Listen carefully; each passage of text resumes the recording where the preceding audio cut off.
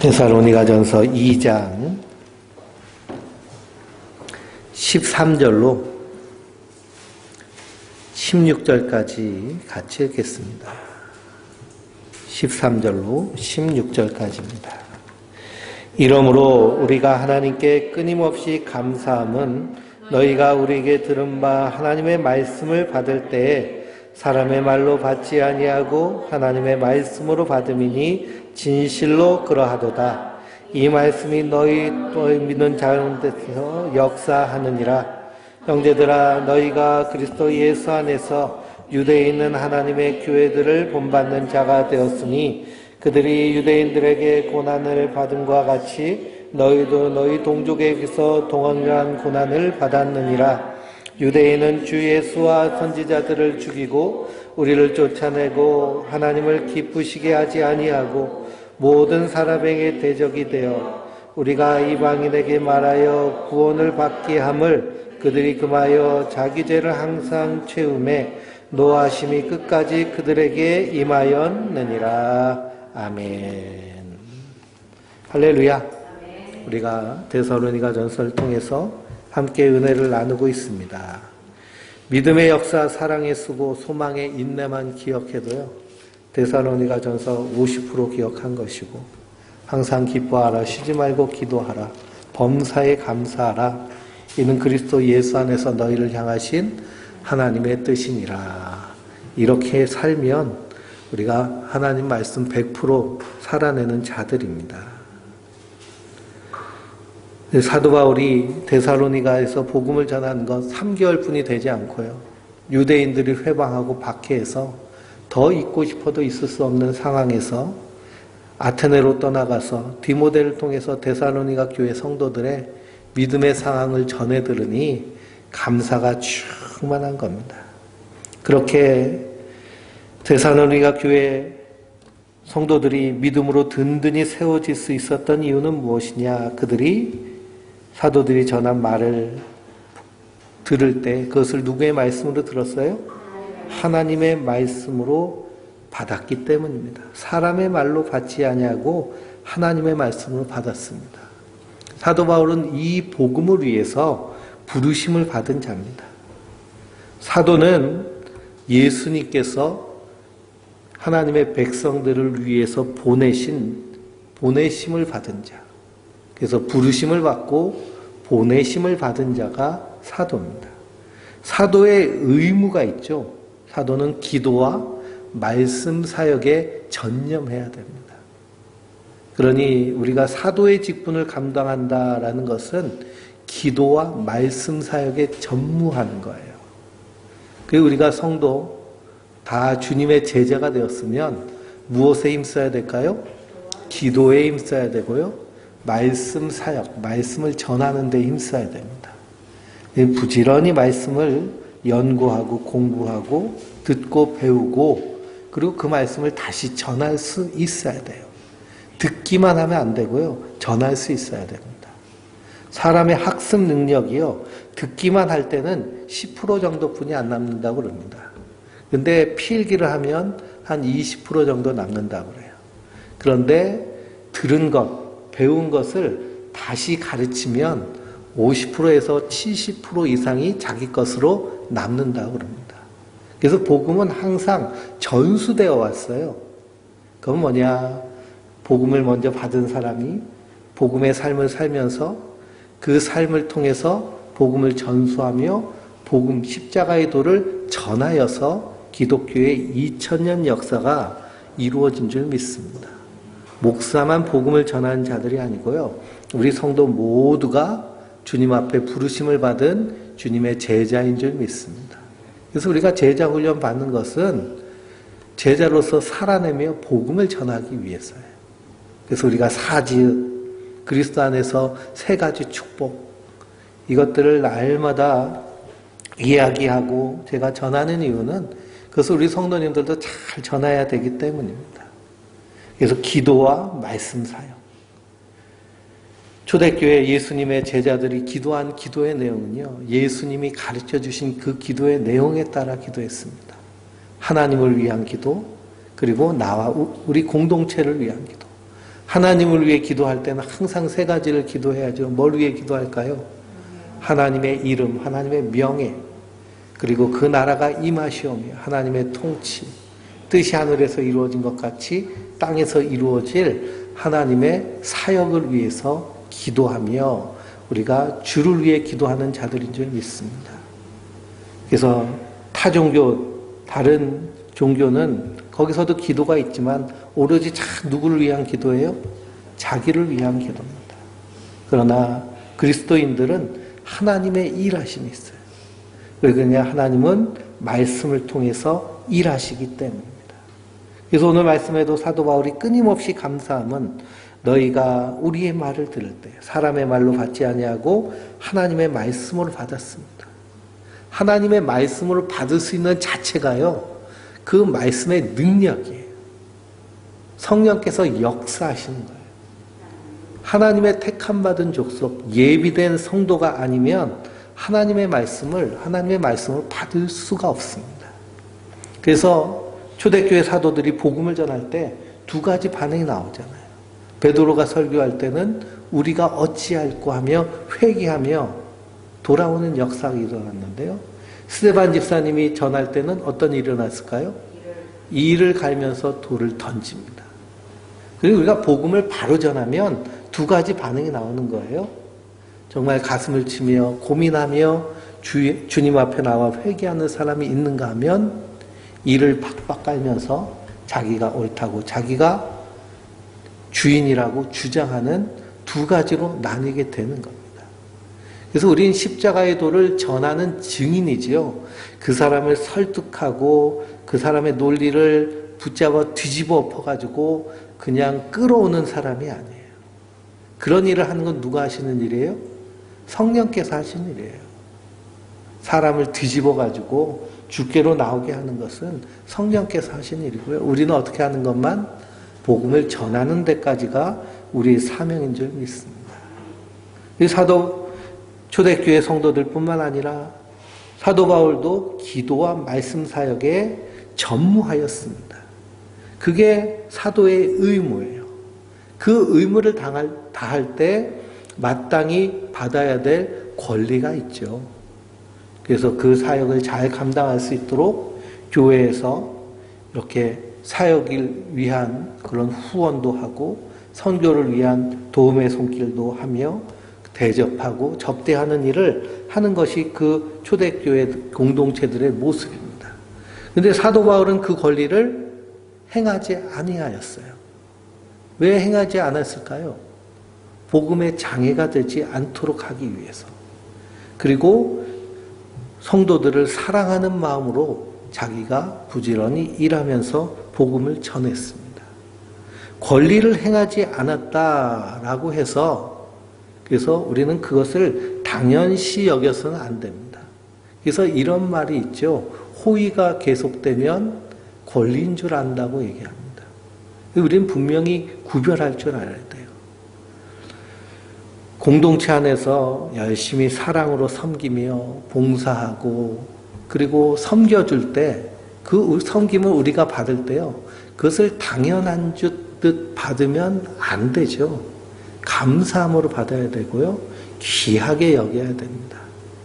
근데 자꾸만 대접받아 버릇하면 당연한 것처럼 생각하는 경우들이 참 많습니다. 특히 목회자들이요. 그런 경우가 많아요. 그래서 목사를 조롱하는 말 중에 먹사도 있습니다. 하도 잘 먹어서. 그건 이제 성도님들이 대접을 잘하는 것인데요. 그러면 그렇게 대접하면 당연한 것으로 받는 것이 아니라 예수님의 사랑으로 받고 그리고 또 위하여서 기도하며 말씀으로 잘 섬겨야 됩니다. 그래서 우리 안에 서로 이렇게 존중하며 사랑하는 마음이 공동체 안에 있어야 됩니다. 그래서 사랑은 서로 사랑하는 것이거든요. 그러니 섬기는 사람이 있으면 그 섬김을 귀하게 여기고 섬김을 받을 때에는 감사함과 정말 진실함으로 받는 것이 참으로 중요합니다. 그런데 섬김이라든지 헌신이라든지 사랑이라든지 이런 가치들이 한국 사회에서는 너무 영시되는 대단한 섬김, 대단한 사랑. 그래서 사랑의 원자탄 뭐 그러면서 예? 자기 아들을 죽인 그 원수를 양아들로 이렇게 맞아들이는 그런 목사님의 그 행동을 사랑의 원자탄 그렇게 영웅시하잖아요. 근데 사실은 지극히 작은 섬김도 그 안에 뭐가 담겨져 있어요? 사랑이 담겨 있고요. 섬김이 담겨 있습니다. 자녀들을 위해서, 남편을 위해서 집에서 밥 해주는 것도요. 남편들은 당연히 먹으면 될까요? 안 될까요? 안 돼요. 감사함으로 먹어야 돼요. 사랑의 섬김이기 때문에. 당연한 듯 밥 차려오라고 그러면은 뭐가 될까요? 삼시가 되버립니다. 그래서 남성들이 직장에서 은퇴하고 나서 집에 붙어가지고 밥 3끼 꼬박꼬박 차려 먹으면 삼시가 된다고 그러잖아요. 그러니 함께 식사를 나누면서도 감사함을 나눠야 돼요. 자녀들도 마찬가지죠. 자녀들도 부모님이 해주는 그런 배려나 섬김에 대해서 당연하게 여겨서는 안 됩니다. 귀하고 소중한 것으로. 우리나라의 복지가 참 잘 돼 있잖아요. 그래서 병원에 가면은 얼마 내지 않는 것은 의료보험이 잘 돼 있기 때문입니다. 근데 보험료가 사람마다 다 달라요. 그럼 누가 많이 낼까요? 예? 많이 버는 사람이 많이 내고 조금 버는 사람은 조금 냅니다. 그 많이 버는 사람은 의료보험 최대치가 200 얼마거든요. 그러니까 200만 원 넘게 내시는 분도 있는 거예요. 보통 대개는 뭐 한 15만 원에서 20만 원 내고 그것도 안 내시는 분도 있죠. 근데 동일하게 혜택을 받습니다. 그러면 누굴 또 존중해 줄 수 있어야 될까요? 많이 내는 사람을 존중해 줄 수 있어야 돼요. 여러 대한민국의 복지의 혜택들이 어디서 오느냐면 세금으로 통해서 오죠. 그러면 누굴 존중해야 될까요? 세금을 많이 내는 그런 열심히 일하는 그런 사람들을 존중해줘야 됩니다. 근데 대한민국 분위기는 그렇지 않죠. 부자들은 다 도둑놈 취급하는데요. 물론 세금 안 내고 탈세하는 그 몇몇 때문에 그렇지만 대부분의 사람들은 어떻게 할까요? 부지런히 일합니다. 그래서 대기업, 중소기업 그런 회사에 가면은 제일 먼저 출근하는 사람이 누군지 아세요? 예? 대개는 CEO들이 가장 먼저 출근합니다. 제일 먼저 출근하고요. 그냥 게으름 떨지 않고 부지런히 일합니다. 대부분 그래요. 일부가 그냥 농땡이 치고 횡령하고 그래서 그렇지 대부분은 아주 부지런하게 일벌처럼 꿀벌처럼 그렇게 일하죠. 그런 모습을 존중해줘야 되는데요. 대한민국은 그 부는 부러워하면서 그 수고는 인정하지 않으려고 합니다. 그것이 세대 갈등이나 안 그러면 남녀 간의 갈등이나 하는 여러 가지 갈등이 나타나게 되는데요. 그리스도인 안에서는 그런 갈등이 있어서는 안 됩니다. 그래서 예수님께서 포도원 품꾼의 비유를 하시면서 일찍 일어난 사람, 일찍 들어가서 포도원에서 일한 사람이나 늦게 일한 사람이나 동일하게 한 데나리온을 주셨잖아요. 그것은 뭐냐? 부지런히 주를 위해서 일한 사람이나 안 그러면 느지막이 복음을 듣고 회개하고 예수를 믿은 사람이나 하나님 주신 선물 구원이란 것은 똑같다는 거예요. 근데 그 구원의 은혜가 너무 크기 때문에 일찍 온 사람이나 늦게 온 사람이나 다 기쁨으로 받고 감사함으로 받는 것이 바로 성도의 모습인 줄 믿습니다. 그러니 우리는 섬기는 사람을 귀하게 여기고 우리도 섬기는 자가 되고 섬김을 받을 때는 어떻게 받아야 돼요? 감사함으로 받아야 돼요.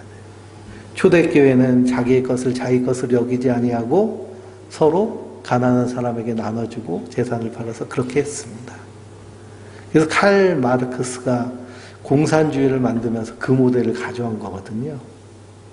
근데 그건 그 안에 사랑이 없으면 그거는 이제 폭력이 돼버립니다. 그래서 공산당들이 어떻게 했어요? 예? 지주들 땅 뺏어가지고 그래서 다 나눠줬잖아요.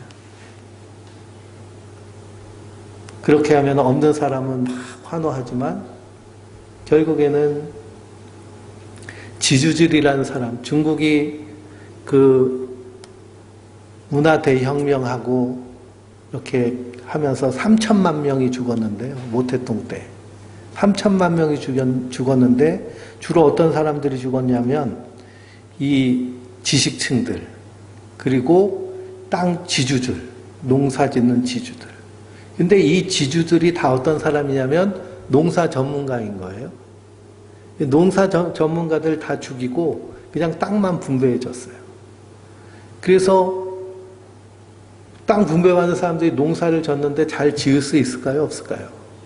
농사에 실패하는 거예요. 그래서 몇 년간 흉년이 들어가지고 그걸로 인해서 3천만 명이 죽었습니다.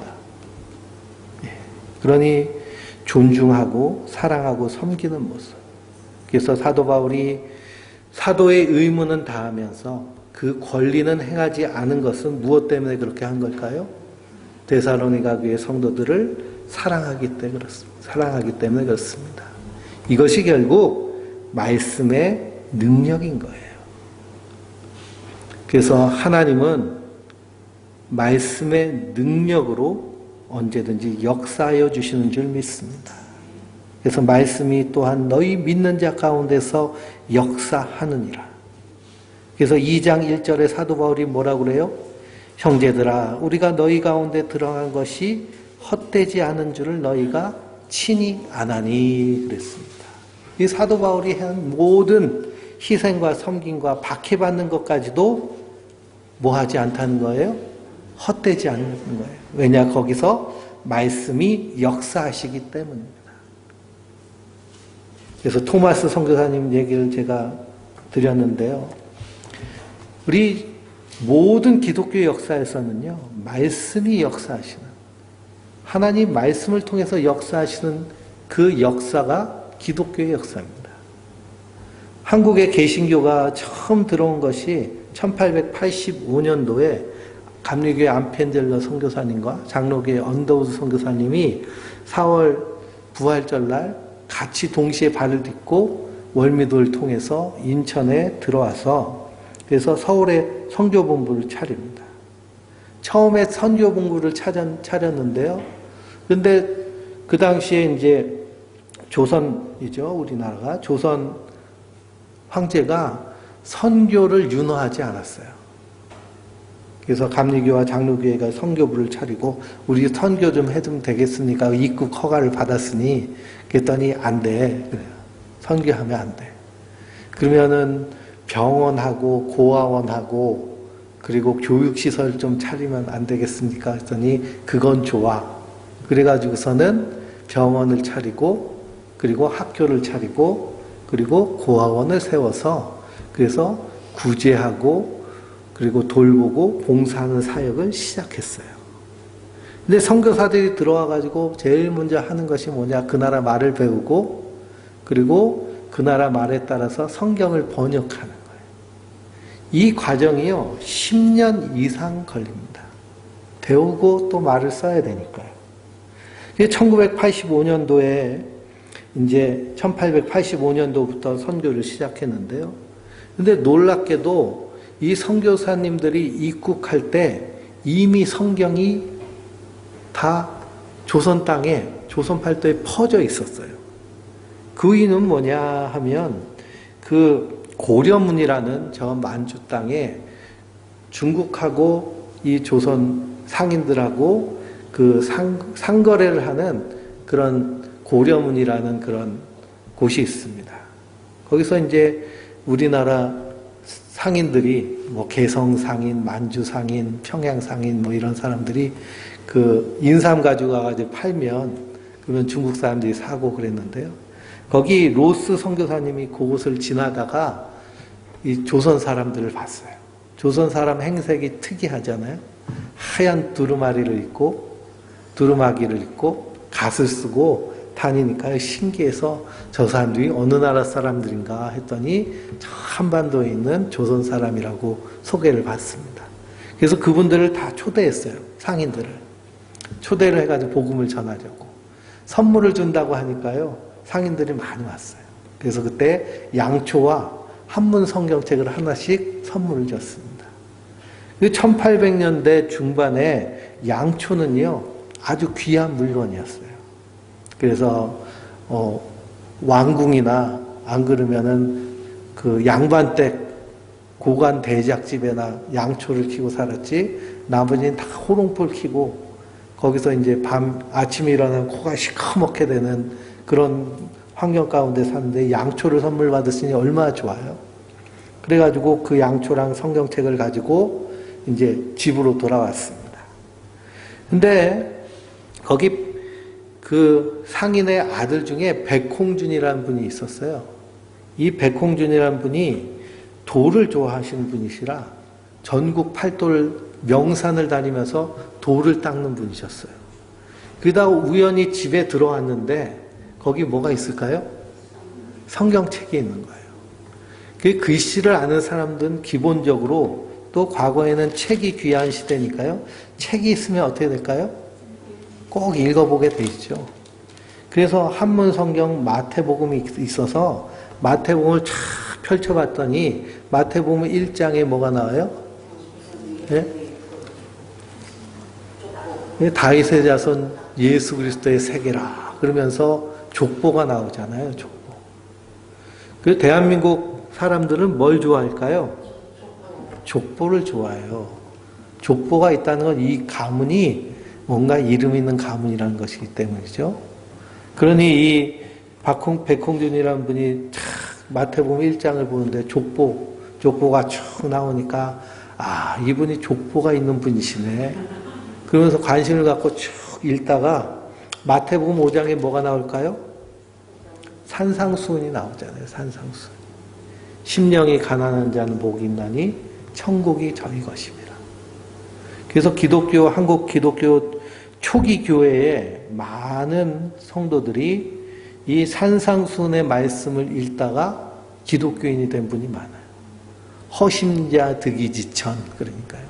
마음이 허한 사람이 천국을 차지한다.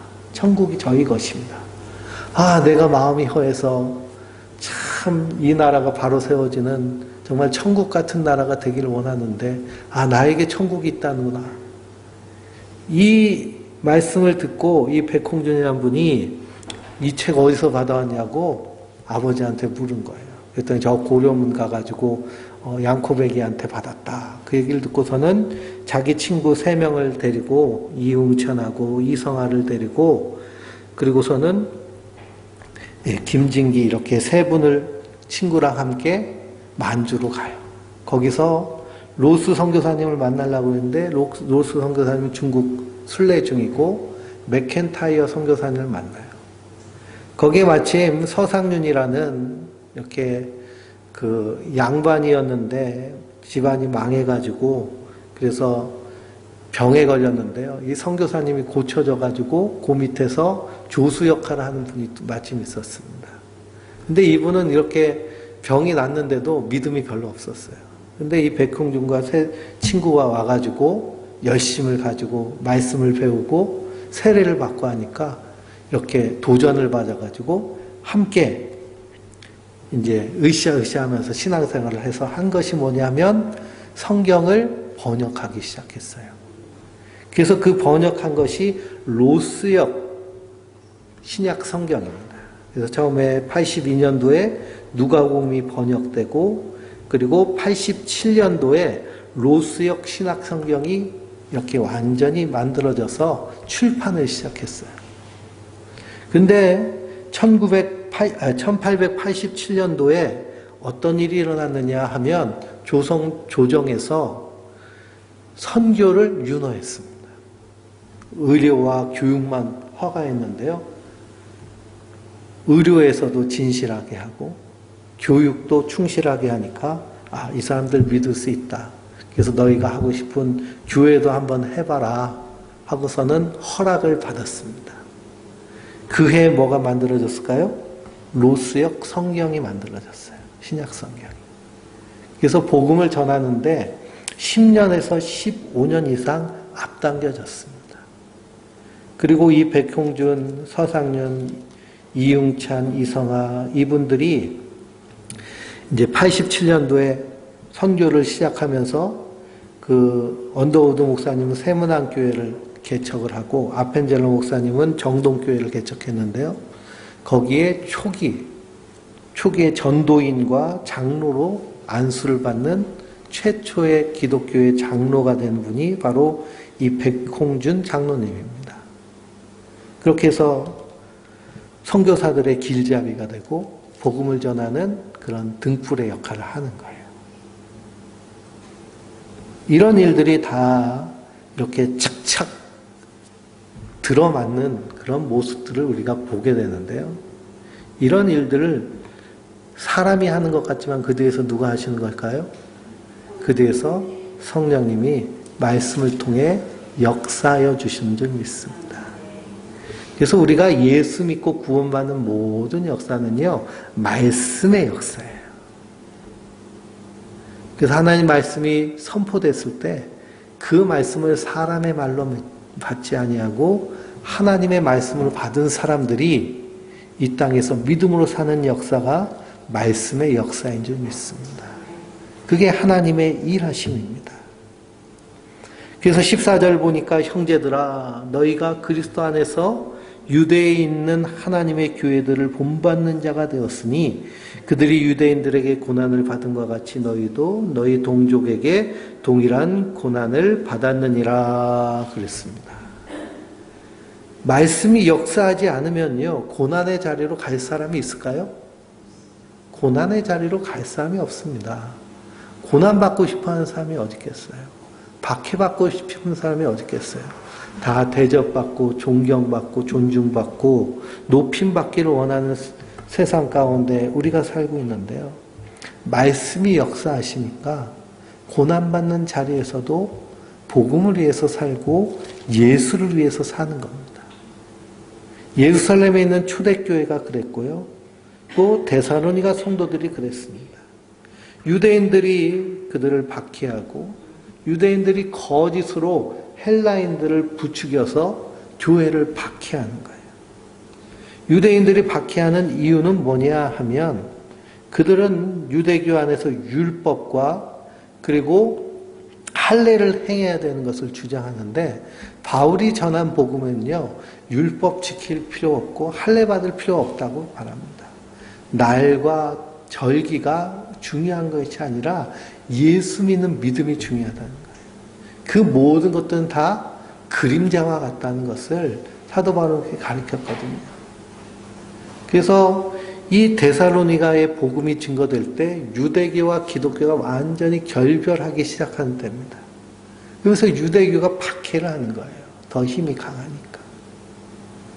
그래서 예수님이 십자가에 달려 죽으실 때 가룟 유다가 은 30을 성전에 던지고 그 은 30을 가지고 토기장이의 밭을 사서 그 밭을 나그네의 무덤으로 만든 것은 스가랴 선지자의 예언과 같이 이제는 이 육적인 유대인들 이스라엘과 하나님은 완전히 결별하셨던 것을 의미하는 거거든요. 유대교 안에서 기독교가 있을 수 없습니다. 왜냐? 율법이라든지 할례라든지 모든 그러한 구약에 있는 내용들은 누구를 말씀하고 있어요? 예수님을 말씀하고 있어요.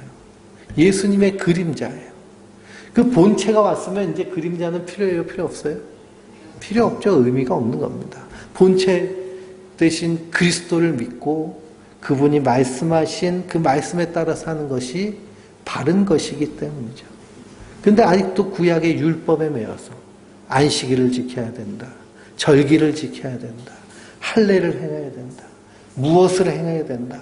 하고 하는 그런 법과 그 율법의 조항에 매여서 살아서는 안 된다는 겁니다. 그러니 우리가 구약을 공부하면서 모든 구약에 있는 율법이라든지 성막이라든지 하는 모든 절기라든지 하는 것들은 다 누구를 가리키고 있어요? 예수님을 가리키고 있는 거예요. 그래서 그리스도 안에서, 진리 안에서 자유한 자들이 성도들입니다. 그러니 이 율법의 문제 때문에 유대인들의 박해를 받는데요. 그 유대인들이 또 데살로니가에서 이 기독교인들을 모함해서 박해를 하는 겁니다.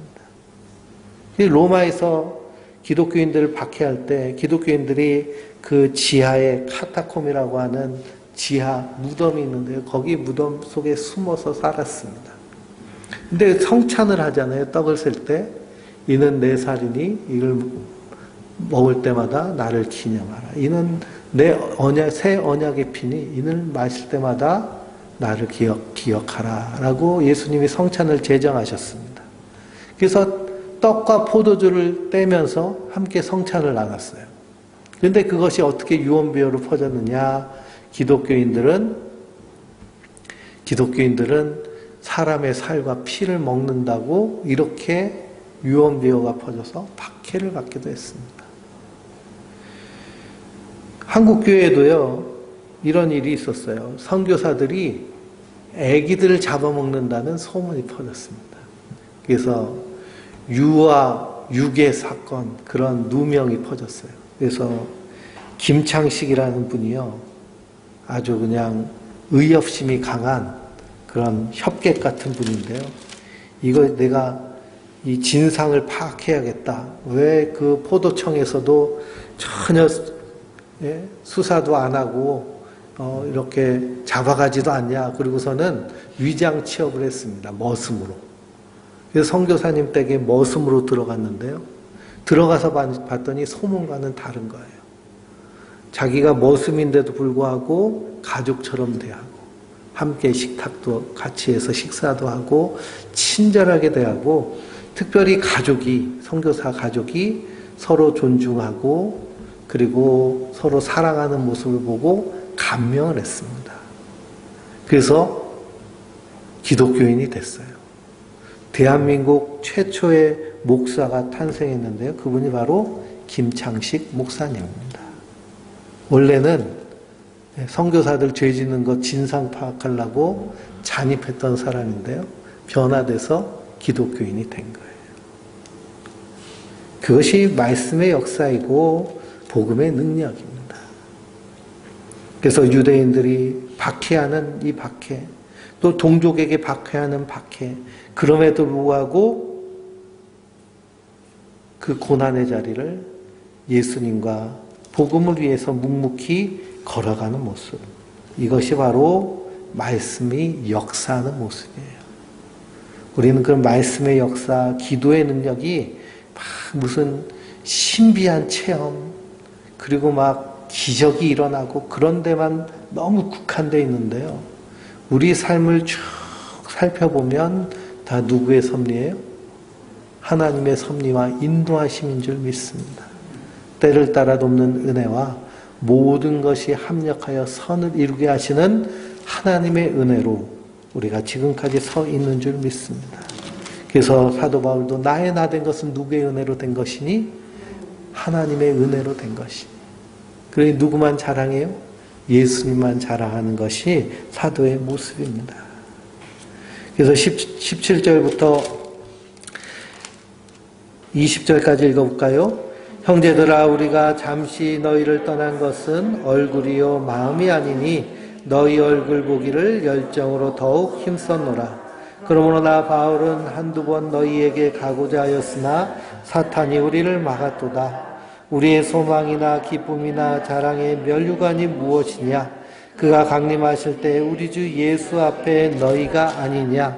너희는 우리의 영광이요 기쁨이니라. 아멘.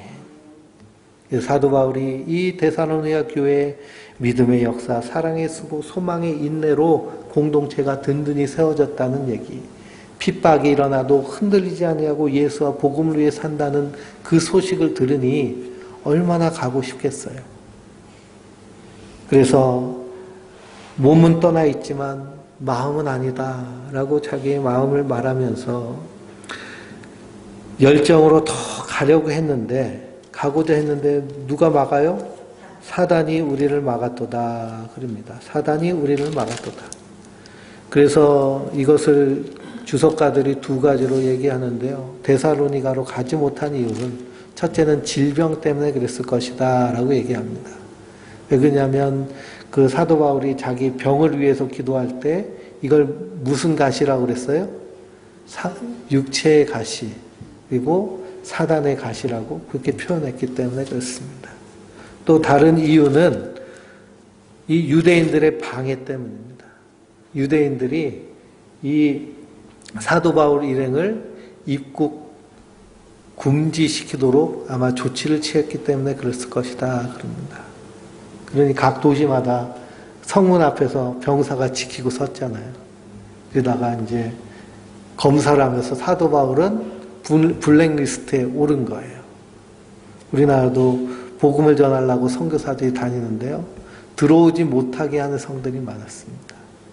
그래서 강화도 같은 경우에는 이 신미 양요 그리고 그런 양요 외국과 전쟁을 거치고 또 고려 시대에는 원나라가 쳐들어왔을 때 고려 황실이 강화도로 피난 가가지고 거기서 전쟁을 했잖아요. 거기 강화도 사람들은 그래서 외세에 대한 적대감이 아주 강했기 때문에 선교사들이 복음을 전하러 들어가려고 하면 들어가지 못하게 했습니다. 근데 지금 강화도에 가면은 동네마다 뭐가 있을까요? 교회가 있는데 감리교회가 있어요. 특이하게도 동네마다 있는데요.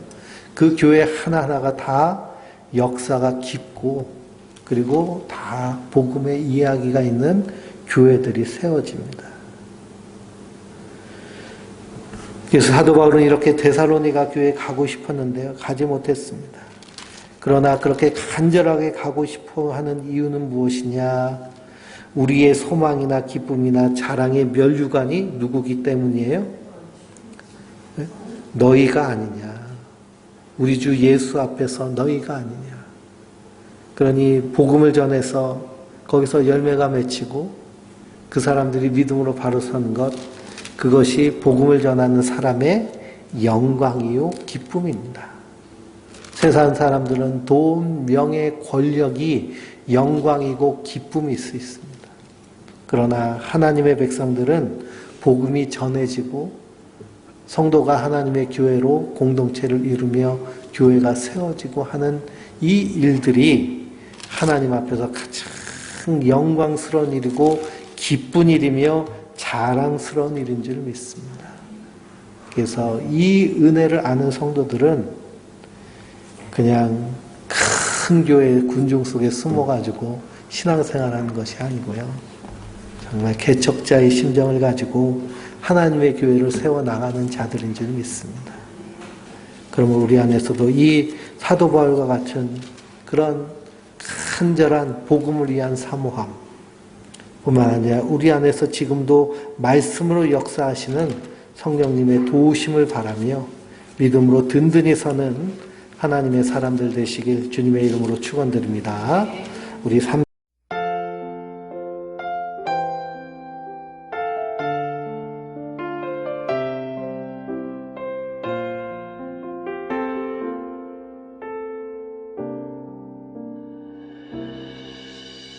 주 나의 모습 보네 상한 나의 맘 보시네 주 나의 눈물 안에 홀로 울던 맘 아시네 주 나의 모습 보네 상한 나의 맘 보시네 주 나의 눈물 안에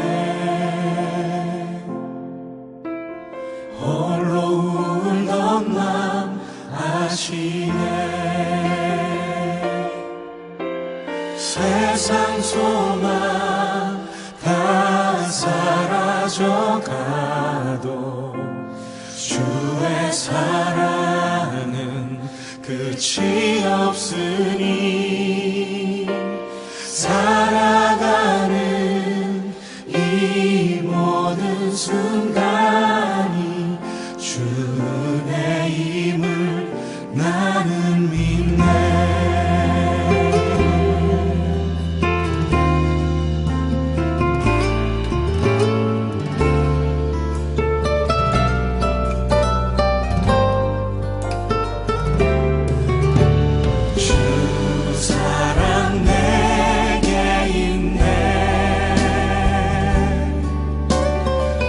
사랑이 날 채우